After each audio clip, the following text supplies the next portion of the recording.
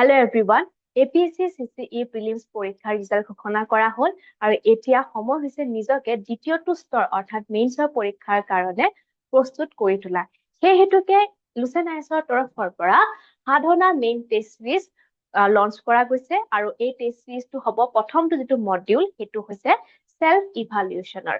এতিয়া ইয়াতে আপোনালোকে কোনখিনি বস্তু পাই যাব। প্ৰথমতে আপোনালোকে এই টেষ্ট সিৰিজটোত গোটেইখিনি টেষ্ট তিনিটা সেটত পাই যাব আৰু প্ৰত্যেকটা সেটতে যি আমাৰ 6খন পেপাৰৰ কাৰণে মেইনছৰ পৰীক্ষা অনুষ্ঠিত হয় সেই 6খন পেপাৰ প্ৰত্যেকটা সেটত পাই যাব অৰ্থাৎ টোটেল আপোনালোকে লাভ কৰিব 18খন মেইনছ লেভেল টেষ্ট। এতিয়া আমি খালি ইয়াতে প্ৰশ্নই আপোনালোকক উপলব্ধ নকৰাও তাৰ লগত থাকিব আপোনালোকে পাই যাব কি সিনপসিস। প্ৰত্যেকটা কুৱেশ্যনৰ যি সিনপসিস থাকে সেই সিনপসিস খিনিও আপোনালোকে পাই যাব। যি সিনপসিস যিটো এপিএসসি মেইনছৰ পৰীক্ষাৰ কাৰণে উপযুক্ত ষ্ট্ৰাকচাৰেল হয় ঠিক তেনেকৈ সেই সিনপসিসটো পাই যাব। কিয়?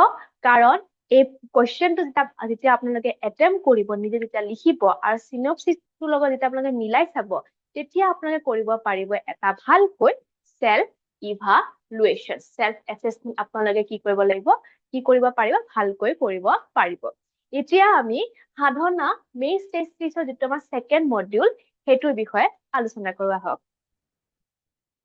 সেকেন্ড মডিউলটোৰ নাম হৈছে সাধনা মেইন টেষ্ট সিৰিজ এক্সপাৰ্ট ইভালুৱেশ্যন।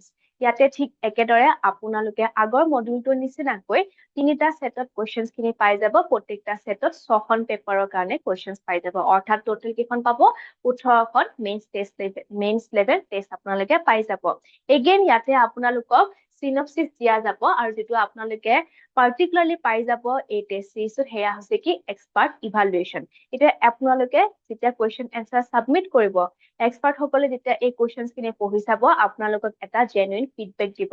সেই ফিডবেকটো পঢ়ি আপোনালোকে গম পাব যে আপোনালোকে প্ৰত্যেকটা ডাইমেনশন কেনেকৈ কুৱেশ্যনছ লিখিব লাগে কুৱেশ্যনছ কেনেকৈ এটেম্প কৰিব লাগে এটা আপোনালোকে ফিডবেক আপোনালোকে যেতিয়া এই টেষ্ট সিৰিজটো ল'ব তেতিয়া আপোনালোকে পাই যাব। এতিয়া এই টেষ্ট সিৰিজটো কেনেকৈ ষ্টাৰ্ট হ'ব আৰু কোন তাৰিখৰ পৰা আৰম্ভ হ'ব সেই ৰুটিনখন আমি চাই লওঁ আহক।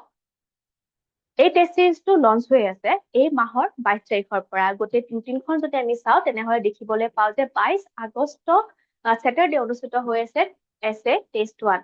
তাৰপাছত সেকেন্ড বেলা আপোনালোকৰ অনুষ্ঠিত হ'ব কি জিএছ 1। দেন সানডে 23 আগষ্টত অনুষ্ঠিত হ'ব জিএছ 2 জিএছ 3 তাৰপাছত মানডে জিএছ 4 জিএছ 5 আৰু একাধিক্ৰমে স্যাটাৰডে যি 5 তাৰিখে আকৌ অনুষ্ঠিত হ'বলৈ গৈ আছে কি এছএ তাৰপাছত GS 1 GS 2 GS 3 GS 4 GS 5 then again এছএ তাৰপাছত GS 1 GS 2 GS 3 GS 4 GS 5 তেনেকৈ পৰীক্ষা অনুষ্ঠিত হয়। এপিএসসি মেইনছৰ 3 দিন থাকে 3 দিনত আপোনালোকে দুখন পেপাৰ এটেম্প কৰিব লাগে। ঠিক সেইটো মডেল লৈয়ে এই গোটেই ৰুটিনখন বনোৱা গৈছে আৰু আপোনালোকে সিনপসিস কেতিয়া পাই যাব ফ্ৰাইডে 28 আগষ্টত আৰু এই যেটো সেপ্টেম্বৰ 5ৰ পৰা সেপ্টেম্বৰ 7 লৈকে অনুষ্ঠিত হ'ব তাৰ আপোনালোকে পাব সেপ্টেম্বৰ 10 তাৰিখে সিনপসিস পাই যাব আৰু থাৰ্ড যেটো আছে হেয়া পাই যাব আপোনালোকে 1 অক্টোবৰ 2026 তাৰিখে অৰ্থাৎ তিনিটা সেট হৈ যাব।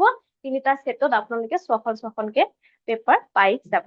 আৰু যদি এই বিষয়ে বিতংকৈ জানিব বিচাৰে তেনেহলে লুচেন আইএছৰ যিটো নম্বৰ আছে সেই নম্বৰ আপোনালোকে ফোন কৰি যোগাযোগ কৰিব পাৰে বা ৱেবসাইটত লগইন হৈ আপোনালোকে অধিক তথ্য জানিব পাৰিব। থ্যাংক ইউ সো মাচ।